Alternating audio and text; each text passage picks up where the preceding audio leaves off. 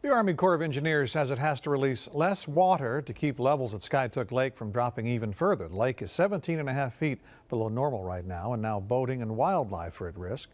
News on 6 reporter Tony Russell has new details on how they plan to keep things from getting worse. Tony? Scott, the Army Corps of Engineers says parts of the lake are still about 50 to 60 feet deep. The Corps says the plan allows for the lake to stay up and the creeks below to stay full of water.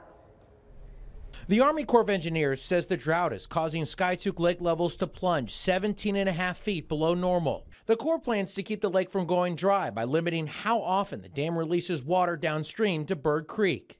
Hydrologists say releasing the water from the dam is necessary to avoid fish kills and maintain the ecosystem. This was the first real drought cycle in this lake's existence.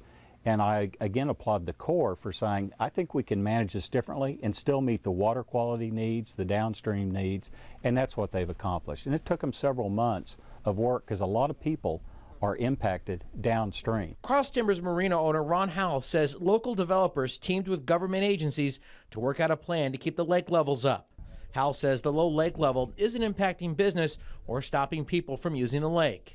So even when this lake is low, it's still higher than an awful lot of the lakes that people recreate on. It's just that they hear how far down it is and they don't have the perspective of how deep the lake is. So in a nutshell, this plan allows for more manageable lake levels, which promotes recreation on the lake. That still means that you can do everything that you've always wanted to do at Skiatook. Lake manager Lee Perry says all the lake needs is more rain to fall into Hominy Creek, which feeds Skiatook Lake. What we need right now is Mother Nature to participate. You know, our biggest concern is the low lake level, but if we can get some rain, we'll get some runoff and we'll be able to get the lake, you know, started back in the right direction.